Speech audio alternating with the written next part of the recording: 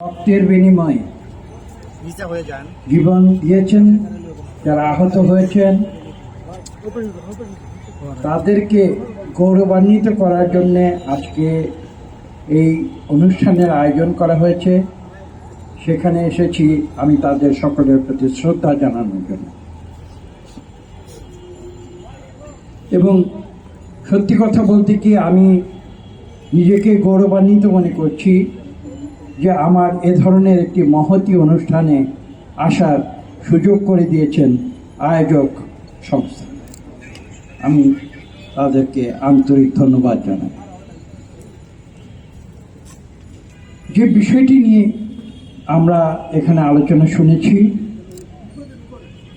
এটা আমি বিশ্বাস করি না কোনো বড় একটি চ্যালেঞ্জ। আমি একটু সংখ্যা দিয়ে বলি, আমি সংখ্যা তত্ত্ব নিয়ে কাজ করি। আমি আজকে থেকে একদিন আগে পত্রিকায় একটি রিপোর্ট দেখেছি। সেই রিপোর্টে বলা হয়েছে 22,500 কোটি টাকা দিয়ে বাংলাদেশের 4টি ডুবন্ত ব্যাংককে উদ্ধার করা। আশা করি আপনারা এই সংবাদটি দেখেছেন।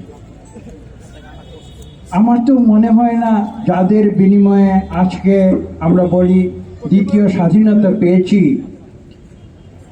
যারা আত্মত্যাগ করেছেন তাদের পরিবারবর্গের কথাই বলুন, যারা আহত হয়েছেন আজকে এখানে এসেছেন, আপনারা দেখেছেন তাদের সুচিকিৎসার কথাই বলুন। 22,000 কোটি টাকা তো অনেক টাকা।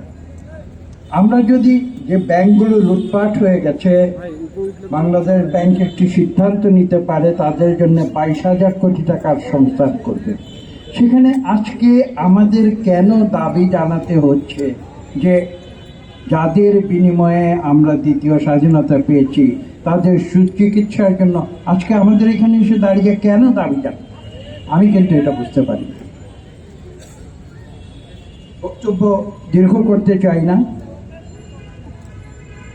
আজকে আমরা ছাত্র জনতার যে বিজয়, সে বিজয়ের প্রেক্ষিতে যাদেরকে এই অন্তর্বর্তীকালীন সময়ের জন্যে সরকার পরিচালনার দায়িত্ব দিয়েছি, তাদের প্রতিনিধি আজকে এখানে উপস্থিত আছেন। আমি বিনীতভাবে তাকে বলবো আমাদের এই বার্তাটি আপনি সরকারের কাছে পৌঁছে দেবেন। এটা কোনো বড় দাবি নয়। এবং 18 কোটি মানুষ, আমি বিশ্বাস করি 18 কোটি গণতন্ত্রকামী মানুষ, এটাও আমি বিশ্বাস করি। হ্যাঁ, আমরা দেখেছি বাংলাদেশে অন্যায় হয়েছে, জুলুম হয়েছে, নির্যাতন হয়েছে, কিন্তু একটি পর্যায়ে তো আমরা পার হয়ে এসেছি। এবং সেই পর্যায়ে আমি বিশ্বাস করি বাংলাদেশের 18 কোটি মানুষ বাংলাদেশে গণতন্ত্র ফিরিয়ে আনবে। এবং এই গণতন্ত্র ফিরিয়ে আনার জন্য যারা জীবন পণ করেছিল তাদের সুব্যবস্থা এই রাষ্ট্র ব্যবস্থা অবিলম্বে করবে। আমরা বিভিন্ন সময় কথা বলেছি, আমরা শুনেছি কথা, এই আহতদের সুচিকিৎসার ব্যবস্থার দায়িত্ব একে নিতে হবে, এই আহতদের সুচিকিৎসার দায়িত্ব ওকে নিতে হবে। এটা তো কোনো কথা নয়। রাষ্ট্র কেন সেই দায়িত্ব নেবে না? তারা তো এই রাষ্ট্র বিনির্মাণের জন্য, একটি মানুষের অধিকার প্রতিষ্ঠা করার জন্যে, এদেশে গণতন্ত্রকে ফিরিয়ে আনার জন্যে তারা জীবন বাজি রেখে তারা রক্ত দিয়েছে, তারা আহত হয়েছে, নিহত হয়েছে। কাজে আজকে রাষ্ট্রের এই দায়িত্ব নিতে হবে, এটা তো কোনো আলোচনার প্রয়োজন হয় না।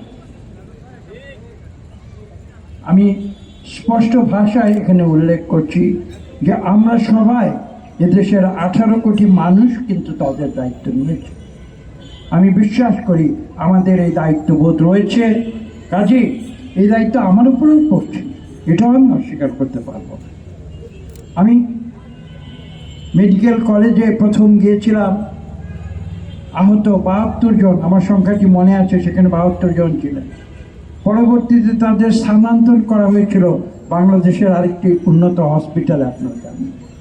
পরবর্তীতে আমি চক্ষু যে হসপিটাল রয়েছে শেরেবাংলা নগরে, সেখানে গিয়েছি। একটি ছোট্ট শিশু, তার বয়স 9 বছর, সে মাত্র স্কুলে যাওয়া শুরু করেছে, তার একটি চোখ হারিয়ে গেছে। আমি সেখানে গিয়ে তাকে দেখে আমি কান্না সংবরণ করতে পারি। কাজে আজকে এখানে এসে আমরা দাবি জানাবো, আমার নিজের কাছে একটি কেমন যেন হীনমন্যতা বোধ। আমি কেন দায়িত্ব এখানে এ কথা বলব? তাই আজকে আমি বিশ্বাস করব যে আমরা একটা গর্বিত বাংলাদেশের আমরা নাগরিক, এবং এই বাংলাদেশ সৃষ্টি হয়েছিল দুটি উদ্দেশ্যে। একটি ছিল গণতন্ত্র, অপরটি ছিল এদেশের মানুষের অর্থনৈতিক সাম্যের অধিকার। আজকে সেই দুই উদ্দেশ্য যদি আমরা স্মরণ রাখি, আমি বিশ্বাস করি এখানে কোনো দ্বিধাদ্বন্দ্ব থাকবে না। আজকের যে সরকার, সেটা জনগণের সরকার। জনগণ তাদের উপরে আস্থা রেখে এই সরকার সৃষ্টি করেছে, এবং আমাদের এই আস্থা রয়েছে। তারা এই দেশ পুনর্গঠনে নতুন করে বিনির্মাণে তারা নিরন্তর তারা পরিশ্রম করে যাচ্ছে। আমরা তাদের উপরে এই বিশ্বাস রেখেছি যে তারা বাংলাদেশে আবার গণতন্ত্র ফিরিয়ে আনবে। এবং দ্বিতীয় যে কথাটি আমি বলছি, এদেশে যারা সুবিধা বঞ্চিত, সেই সুবিধা বঞ্চিত মানুষের অধিকার পুনঃপ্রতিষ্ঠায় যে প্রয়োজনীয় সংস্কার, যে কাজগুলো তারা করছে, সেই কাজগুলো তারা পাশাপাশি এগিয়ে নিয়ে যাবে। একদিকে সংস্কার চলবে, অন্যদিকে গণতন্ত্র ফিরিয়ে আনার যে প্রচেষ্টা, সেটাও চলবে। সরকার একটি সিদ্ধান্ত নিয়েছে, তা একটি নির্বাচন কমিশন ইতিমধ্যে তারা নতুন করে গঠন করে। আমরা এটা অত্যন্ত পজিটিভলি দেখেছি, এবং আমি বিশ্বাস করি যে এই সরকার অত্যাবশ্যকীয় যে সংস্কারের মাধ্যমে এদেশ আমরা নতুন করে গণতান্ত্রিকভাবে গড়ে তুলতে পারব, সেই সংস্কারগুলোকে গুরুত্ব দিয়ে তারা যত দ্রুত সম্ভব এদেশে জনগণের সরকার পুনঃপ্রতিষ্ঠা করবে। এটাই আমাদের প্রত্যাশা। বক্তব্য দীর্ঘ করব না। সবশেষে আজকে যে আন্দোলনটি হয়েছে, ছাত্র জনতার যে আন্দোলন, আমি এখানে দাঁড়িয়ে কয়েকদিন আগে বলেছিলাম, আমি একটি কথা বলেছিলাম, সে কথাটি আমি বিরক্তি করতে চাই না, কিন্তু আমি কথাটি বলছি তার ধারাবাহিকতায়, যেহেতু আরেকটি কথা আজকে আমি বলব। আমি বলেছিলাম যে ছাত্র জনতার যে আন্দোলন, সেই আন্দোলন আমাকে স্মরণ করিয়ে দিয়েছে চে গুয়েভারার কথা, তার সেই রোমান্টিক রেভলিউশনের কথা। এটা আমি কিছুদিন আগে এখানে দাঁড়িয়ে বলেছিলাম। আজকে আমি যে কথাটি বলতে চাই, এই আজকের যে অনুষ্ঠান, তার একটি দ্বিতীয় অংশ রয়েছে, সাংস্কৃতিক অনুষ্ঠান। আমরা কিছু গান শুনেছি, আমরা কিছু কবিতা শুনেছি।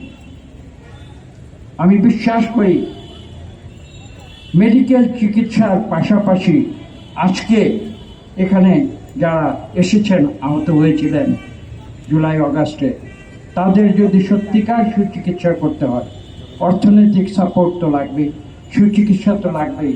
কিন্তু আমি বাংলাদেশের যারা সংস্কৃতি মানা, যারা শিল্পী রয়েছেন, তাদের কাছে আমি আবেদন করব, আপনারা সঙ্গীত এবং কবিতা দিয়ে তাদের মনের কষ্ট, মনের যে এই যন্ত্রণা, তাদের যে শরীরের যে যন্ত্রণা, সেই যন্ত্রণা আপনারা লাঘব করবেন। এই বক্তব্য রেখে আমি সবাইকে ধন্যবাদ জানিয়ে আমি সবশেষে একটি কথা বলবো, সেটা হচ্ছে এই যে বাংলাদেশের মানুষ প্রতিহিংসার রাজনীতিতে বিশ্বাস করে। আমি কিন্তু এই কথা মনে করি না। কাজেই আমাকে কে জুলুম করেছে, কে অত্যাচার করেছে, নিশ্চয়ই আমি তার সুবিচার চাই, কিন্তু তার ফলশ্রুতিতে আমি যদি প্রতিহিংসা পরায়ণ হয়ে উঠি, আমি বিশ্বাস করি না আমরা বাংলাদেশিদের সঠিক চরিত্র সেখানে আমরা প্রতিফলিত করব। কাজে সেই কথা স্মরণ রেখে আমরা এই দেশকে নতুন করে বিনির্মাণ করব।